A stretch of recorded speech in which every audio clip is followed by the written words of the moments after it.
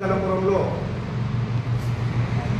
అభివృద్ధి ధ్యేయంగా పనిచేస్తున్న కడియం శ్రీహరి గారి గురించి ప్రజలకు తెలిసే విధంగా చెప్పుకుంటూ ఈరోజు కాలువలపై కలెక్టర్ ఆఫీస్లో ఒక 6 సార్లు రివ్యూ చేసి ప్రజలకు ఇచ్చిన మాట ప్రకారం జనవరి 8న నీళ్లు విడుదల చేస్తారని చెప్పి కాలువల్లో ఉన్న ఒక పూర్తిక మట్టి మొత్తం కూడా చెట్లు పూర్తిక మట్టిని తీసేయించి కాలువల్లో నీరు సుజావుగా పారేటట్టు చేసి ఇవాళ రైతులకు రెండో పంటకు వాళ్ళు కంపల్సరీ ధైర్యంతో పంట వేసుకునే విధంగా వాస్తవంగా చెప్పాలంటే ఇది మనం తెలంగాణలో ఉన్నామా ఆంధ్రాలో ఉన్నామా అన్నట్టు కాలువలు గరగలా పారుతుంటే నిజంగా రైతులు చాలా మేము ఇవాళ కాలువలు పట్టి చాలామంది వెళ్ళడం జరిగింది. రైతులను అడగడం జరిగింది, ఎలా ఉంది మేము నీళ్లు వాడడం అంటే గతంలో కంటే గత 6 సంవత్సరాల నుంచి ఎవరు కూడా పట్టించుకోలేదు. ఈ కాలువలలో చెత్త తీసేసి మురికి చెత్త తీసినందువల్ల కాలువలు సుజావుగా గలగల నీళ్ళు వస్తున్నాయి. ఈసారి మా పంటకు డోకా లేదు.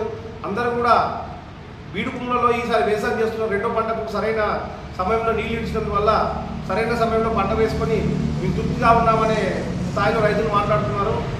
మేము 1L 2L 3L అలాగే 4L కూడా 5L కూడా పోవడం జరిగింది. 5L అనేది గోవిందగూడెం నుంచి వెళ్ళి దూరం 20 అటు సైడ్ పోతుంది. మిగతా 4L రంగారాయగూడెంలో ఇప్పగూడెంలో 3L ఆ 2L కూడా ఇప్పగూడెం నుంచి వెళ్ళి సూరారం వరకు వెళ్తుంది. 1L కూడా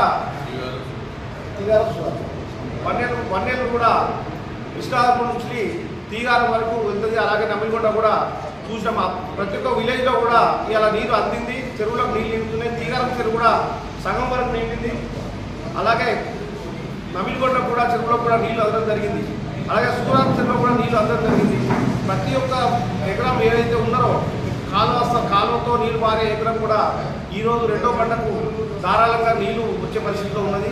నిజంగా దీనికి రైతులందరూ కూడా మేము అడిగిన సందర్భంలో వాళ్ళు కడియం శ్రీహరి గారికి ప్రత్యేక ధన్యవాదాలు అంటూ వాళ్ళందరూ కూడా సంతోషం వ్యక్తం చేయడం జరుగుతుంది. నిజంగా మీ అందరం కూడా, ఎందుకంటే మీ అందరం కూడా రైతులమే.